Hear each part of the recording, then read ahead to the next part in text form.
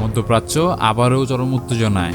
Iran, যুক্তরাষ্ট্র ও Israel এই তিন শক্তি সংঘাতে এবার নতুন করে আলোচনায় এসেছে রাশিয়া। কিছু প্রশ্ন হলো যে রাশিয়া কি ইরানের পাশে দাঁড়াবে নাকি নিরপেক্ষ থাকবে।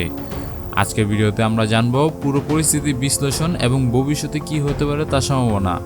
সম্প্রতি ইরানের পররাষ্ট্রমন্ত্রী আব্বাসি আরাগচি মস্কো সফর করেন। এই সফরের পর থেকে আন্তর্জাতিক রাজনীতিতে নতুন করে প্রশ্ন উঠেছে, রাশিয়া আসলে কোন অবস্থানে আছে। একদিকে ইরান চায় শক্তিশালী সমর্থন, অন্যদিকে যুক্তরাষ্ট্র ইসরায়েল চাপ বাড়াচ্ছে।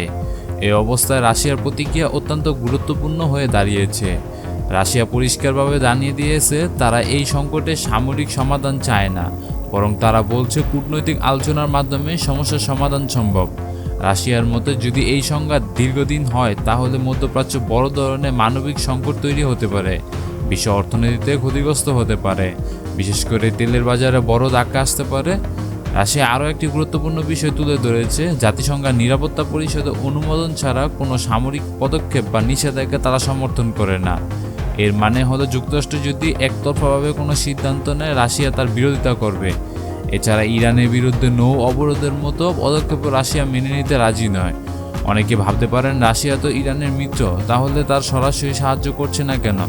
এর পেছনে রয়েছে কৌশলগত কারণ। রাশিয়া মধ্যপ্রাচ্যের অন্য দেশগুলো সম্পর্ক রাখতে চায়, তারা বড় আকারের যুদ্ধ এড়াতে চায়, নিজেদের ওপর নতুন চাপ নিতে চায় না। অর্থাৎ রাশিয়া এখানে ব্যালেন্সিং গেম খেলছে। বিশ্লেষকদের মতে এই সংকটে যুক্তরাষ্ট্র ও ইসরায়েলে পুরোপুরি শক্তিশালী সমর্থন পাচ্ছে না। ইউরোপের অনেক দেশ সরাসরি যুদ্ধ যেতে আগ্রহী না, চীনও সামরিক পদক্ষেপের বিরোধিতা করছে। এতে বোঝা যাচ্ছে বিশ্ব এখন যুদ্ধের চেয়ে শান্তির দিকে বেশি ঝুঁকছে।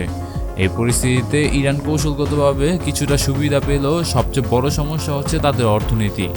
দীর্ঘদিন নিষেধাজ্ঞা, অর্থনৈতিক চাপ এবং অভ্যন্তরীণ সমস্যা, এসব মিলিয়ে ইরানের জন্য পরিস্থিতি সহজ নয়। সব মিলিয়ে বলা যায় রাশিয়ার অবস্থান খুবই পরিষ্কার, তারা যুদ্ধ চায় না, কূটনৈতিক সমাধানই তাদের প্রধান লক্ষ্য। বন্ধুরা, এটা তো হলো তাদের উপর দিক দিয়ে যেতটুকু বুঝাইতেছে, আর আপনাদের মতামত কি তা অবশ্যই কমেন্টে জানাতে পারবেন। কিন্তু প্রশ্ন থেকে যায়, এই উত্তেজনায় কি সত্যি তারা শান্ত হবে নাকি সামনে আরও বড় সংঘাত অপেক্ষা করছে। বর্তমানে ইরানের বিভিন্ন মিটিংয়ে রাশিয়া চলে যাচ্ছে এবং রাশিয়াতেও দেখা যাচ্ছে পুতিনের সাথে তারা ভালোভাবে মিটিং করছে। এখন সেখানে কি বৈঠক হচ্ছে এবং তাদের মধ্যে কি রয়েছে এটা তারাই বলতে পারে একমাত্র। বন্ধুরা, রাশিয়া কি সত্যি ইরানের পাশে দাঁড়াবে নাকি শুধু একটি কূটনৈতিক খেলাই খেলছে। এই উত্তেজনায় কি বড় যুদ্ধের দিকে যাচ্ছে নাকি শেষ পর্যন্ত শান্তি হবে। অবশ্যই আপনাদের কমেন্টটা লিখে জানান আপনার মতে কে জিতবে এই ভূরাজনৈতিক খেলায়, অথবা আপনার কি সত্যি মনে হয় যে রাশিয়া কি ইরানের পাশে দাঁড়িয়ে এই যুদ্ধে কি লড়াই করতে পারবে না করবে না, সেটাই আপনাদের কমেন্টে জানানোর কর্তব্য।